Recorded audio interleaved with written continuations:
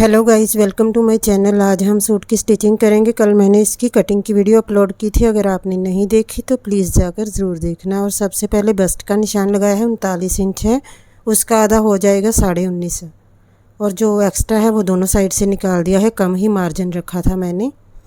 7 inch पर कमर और 14 inch पर हिप का निशान लगाया है। 2 इंच सीधा निशान, 7 पर कमर का, 14 पर हिप का निशान। कमर है 33 इंच, उसका आधा हो गया 16.5 इंच। तो जो एक्स्ट्रा है मार्जिन, जैसे 6 इंच होगा तो 3-3 इंच दोनों साइड से निकालेंगे। पहले पूरा नापना होता है और जो एक्स्ट्रा होता है हमारे पास, जो इंच एक्स्ट्रा होते हैं वो दोनों साइड से आधे आधे निकाल देते हैं। हिप भी 39 इंच है, उसका आधा हो गया 19.5 इंच और जो एक्स्ट्रा है दोनों साइड से निकाल देंगे। और सभी निशान को ना अब आपस में मिला देंगे, कमर को हिप से और कमर के निशान को ही बस्ट से। कमर का हमारा सेंटर पॉइंट होता है और इस निशान को बस्ट से और हिप से मिला देंगे और फिटिंग हमारी लग जाएगी। तो अब इसके बाद में हम इसकी स्टिचिंग करेंगे। प्लेट मैंने डाल लिए थे, प्लेट डालने के बाद ही फिटिंग लगा रही हूँ। 2 प्लेट आगे और 2 पीछे की साइड पर मैंने डाल लिए हैं। और ये पट्टी मैंने उधेड़ कर रखी थी, अब दोबारा से सेट करके इसको लगा रही हूँ। मैंने सेंटर में लंबी सी लाइन ड्रॉ कर ली थी जब मैंने इसकी कटिंग की वीडियो अपलोड की थी, वहाँ पर मैंने बताया था। तो अब इसको सेट करके लगा रही हूँ। पट्टी उधेड़ कर दोबारा से सेट करके लगाती हूँ हमेशा ही, अगर निकल जाए तो, फिक्स ना हो कपड़े में। तो ये पट्टी हमारी लग गई है। एक बटन पहले से ही निकला हुआ है इसका, 2 लगे हुए थे पहले। और ये वेस्ट कपड़े के ऊपर मैंने नेक रख कर इसको अटैच करना है और नेक को मैंने ऊपर से कटिंग कर लिया है। हमें 6.5 इंच रेडी चाहिए, तो मैंने 1 इंच ऊपर से कट कर दिया था। अब 7 इंच बचा है ना, आधा इंच सिलाइयों में आएगा और 6.5 रेडी हो जाएगा। और 5.5 इंच के गैप के ऊपर लगा रही हूँ इसको मैं। तो बार बार धागा निकल रहा है, तो मैंने ना इसको 5.5 इंच गैप के ऊपर लगा दिया है वेस्ट कपड़े के ऊपर। और आधा इंच कपड़ा साइड से कट कर लिया था और उसे ऊपर को फोल्ड कर रही हूँ, कपड़े को सिलाई लगाकर, बड़े बखिए के साथ सिलाई लगाकर। और ये कपड़े के ऊपर हमारा नेक अटैच हो गया। अब इसको सूट के ऊपर लगाएंगे, फ्रंट के ऊपर। और अच्छे से फोल्ड करके सेंटर में एक कट लगा लिया है। अब छोटे छोटे डॉट्स लगाएंगे चौक के साथ। ऐसे गला लगाने से ना बिल्कुल सेंटर में आ जाएगा। तो ये निशान लगा लिए हैं। अब इस लाइन को पक्का कर लूँगी और नेक के सेंटर में रख कर इसको लगा देंगे। और लाइन मैंने पहले ही ड्रॉ करके रखी हुई है, उसके ऊपर इसको अटैच कर देंगे। ये देखें, बिल्कुल सेंटर में ही एक लाइन लगा दी है बड़े बखिए के साथ। अब बुकरम के किनारे किनारे के ऊपर एक सिलाई लगा दूँगी। और मैं ना चेक करती रहती हूँ कि बिल्कुल सेंटर में ही लगे, नेक बिल्कुल ही हमारा आसपास ना हो जाए। तो एक बार इस तरह से चेक कर लें कि लाइन के ऊपर ही लाइन आई है ना। तो अब बुकरम के किनारे के ऊपर सिलाई लगाने के बाद अंदर से कपड़ा कट कर देना है। सिलाई के पास पास से कपड़ा कट करना है, लेकिन ध्यान रहे कि सिलाई के ऊपर ना कट हो जाए। नेक हमारा रेडी हो गया। अब इसको ना पीछे को पलट कर एक छोटे बखी के साथ ही सिलाई लगाऊंगी, पक्की वाली। और ये सिलाई लगा दी है। नेक हमारा फ्रंट का रेडी हो गया है, बुकरम वाला। ये देखें, अच्छे से सेट हो गया है ये। अगर प्रेस करें तब भी सेट हो जाता है, अगर आप सिलाई नहीं लगानी चाहते तो। और ये उरेप पट्टी कट कर रही हूँ बैक साइड का नेक बनाने के लिए। वेस्ट कपड़े में से ही उरेप पट्टी भी कट कर लेनी है। अगर आप चाहें तो निशान लगाकर कट कर लें, मैं अंदाजे से ही कट कर लेती हूँ। तिरछा कपड़ा कट करना होता है उरेप पट्टी में। और आजकल गर्मी की वजह से ना, पंखों की वजह से बहुत ज़्यादा काम बढ़ गया है मेरा, तो कपड़ा ही उठता रहता है कहीं भी बैठ जाओ। तो ये हमने उरेप पट्टी कट कर ली है। अब बैक साइड के नेक के ऊपर लगाएंगे। बैक साइड का नेक मैंने कट किया हुआ है पहले से ही, तो इसे सीधा कर लिया है। अब एक एक पैर का मार्जिन लेते हुए ना इसको स्टिच कर देना है, गोल गोल राउंड राउंड। और हल्के हाथ से करना है, ना तो पट्टी खींचूंगी ना ही नेक को खींचूंगी, हल्के हाथ से लगा देनी है इसको।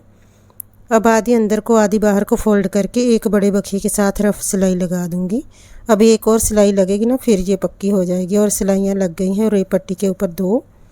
अब हमने जोड़ना है तीरा। दोनों सीधी साइड अंदर कर ली है और बुकरम का नेक ऊपर रखा है, उरेप पट्टी नीचे साइड है।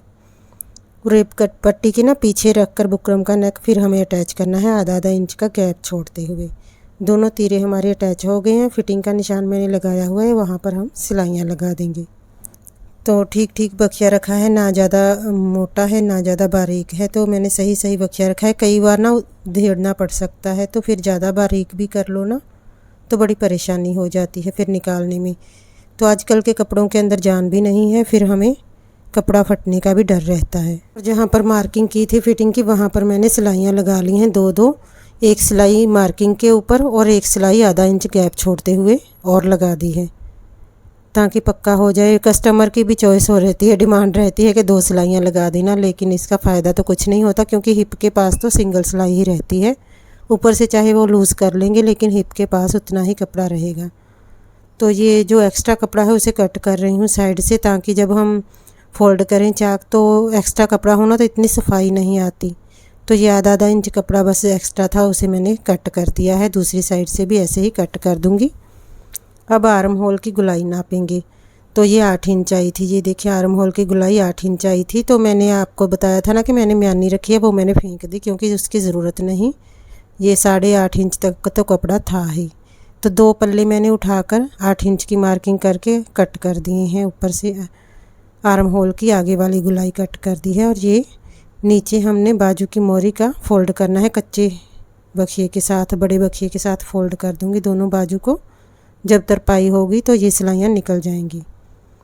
बाजू की मोरी लेनी है 5.5 इंच और पीछे से 8 इंच फिटिंग लगा देनी है। इसको 5.5 मोरी ली है, पीछे से 8.5 इंच जो हमने काट डाली थी ना, उसी के हिसाब से निशान लगा लिया है इंची टेप से, और इसको फिटिंग लगा दी है। दूसरी बाजू को भी मैं साथ में ही लगा लूँगी, फिर दोनों बाजू इकट्ठी ही फिटिंग लगा देती हूँ। तो फिर इनको अटैच कर देते हैं बस, फिर घेरा फोल्ड करने वाला रह जाएगा हमारा। ये देखिए 5.5 इंच निशान लगा है, पीछे से 8 इंच लगाकर दोनों बाजू को मैंने फिटिंग लगा दी है। तो एक्स्ट्रा कपड़ा था ही नहीं, बस किनारे पर ही सिलाई आई है। तो 1.5 इंच तो मुझे मार्जिन चाहिए, उतना का था। ये दोनों फिटिंग को आपस में मिलाते हुए गोल गोल घुमाकर बाजू को जोड़ देना है ध्यान के साथ। ये सिलाई बड़े धीरे धीरे से लगाती हूँ मैं, ताकि ना कपड़ा ना इकट्ठा हो जाए। उरेब पट्टी होती है, जैसे दोनों ही उरेब होते हैं, बाजू की गुलाई भी और आर्म होल की गुलाई भी।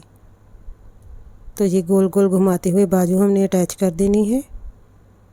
तो पूरी ही आती है। जब इंची टेप से हम नाप कर काम करेंगे तो पूरा ही आता है। कभी कभी हो जाता है आधा इंच का फ़र्क, वैसे हमेशा पूरी ही आती है जब हम नाप कर बनाते हैं। अब दूसरी बाजू भी ऐसे ही अटैच कर देंगे। तो फिर बाद में हमने टिच बटन के लिए पट्टियाँ बनानी है। देखिए ये वाली बाजू भी हमारी अटैच हो गई है, गोल गोल घुमाते हुए आधा इंच का मार्जिन छोड़ते हुए। और यही पट्टी मेरे पास पड़ी थी, इसमें से ही हमने टिच बटन के लिए पट्टी बना लेनी है। तो गर्मियों में तो बहुत ज़्यादा कम यूज़ करते हैं लोग, फिर भी मैं लगा देती हूँ पट्टी, तो ज़रूरी है ना। अगर नहीं लगाएंगे तो फिर बोलेंगे पर लेडीज़ जो है ना डालती कोई नहीं। तो ये देखें हमने पट्टी कट कर ली है तीरे के हिसाब से। तो अब इसको हम तीरे के ऊपर जोड़ देंगे 2-3 बार सिलाइयाँ लगाकर पक्की तरह जोड़ देंगे। तो मैं जब बाहर से सूट सिलाती थी ना, जब स्टिचिंग नहीं आती थी, ये पट्टी निकल जाती थी, एक ही सिलाई लगाते थे ना वो, तो मैं तो 4-5 सिलाइयाँ लगा देती हूँ। ये वाला घेरा फोल्ड कर देना है। एक बार तो मैं अंदाजे से ही करती हूँ एक पल्ले का, बाद में मैं निशान लगा लेती हूँ पीछे के पल्ले के ऊपर। तो इसको ऐसे फोल्ड करके ना एक बार चेक कर लेती हूँ, फोल्ड करके। ये देखिए बराबर आना चाहिए दोनों साइड। अगर ऊंचा नीचा हो तो उधेड़ कर दोबारा से सेट करती हूँ, तो वैसे बराबर ही आ जाता है हमेशा। कई बार आ भी जाता है ऊंचा नीचा, फिर मैं उधेड़ कर सेट कर लेती हूँ। तो ये पीछे के पल्ले के ऊपर भी निशान लगा लिए हैं। अब उसी हिसाब से हमने बैक साइड का घेरा भी फोल्ड कर देना है। इसके ऊपर तरपाई होगी, और ये ना फ्रंट के ऊपर मैं पट्टी भी लगाऊंगी। मैंने उधेड़ कर रखी थी ना, नेक के ऊपर से भी निकाली थी और ये घेरे के ऊपर से भी निकाल कर रखी है। फ्रंट के ऊपर लगाएंगे, और ये मैं चेक कर रही हूँ फ्रंट की साइड पर ही वो पट्टी लगेगी। ये वाली साइड है फ्रंट की। कई बार मेरे से ऐसा होता है कि मैं ना उल्टी साइड पर पट्टी लगा देती हूँ, फिर मुझे निकालनी पड़ती है जल्दबाजी में। तो अब मैं चेक करके लगाऊंगी। ये बैक साइड के पल्ले फोल्ड कर रही हूँ, जो चाक है फ्रंट के बाद में फ़ोल्ड करेंगे पट्टी लगने के बाद में। ये देखिए 1 और 2 बार इसे फ़ोल्ड करना है। यहाँ पर मैं वीडियो थोड़ी फास्ट कर देती हूँ क्योंकि चाक ही फ़ोल्ड करने होते हैं।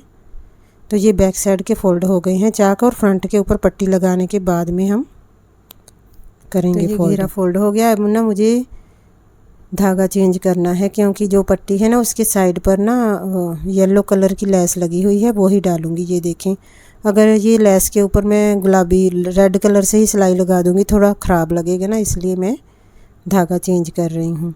तो जो नेक के ऊपर पट्टी लगाई थी ना, वो मैंने रेड के ऊपर ही सिलाई लगाई थी, इसलिए। तो ये मैं धागा चेंज करके फिर ही लगाऊंगी घेरे के ऊपर वाली पट्टी। ये देखें, इसको ना पूरी को लगा देंगे। ये साइड से ना फोल्ड हुई है, इसको निकाल कर फिर ही लगाऊंगी, नहीं तो मोटा मोटा हो जाएगा जब हम चाक फोल्ड करेंगे।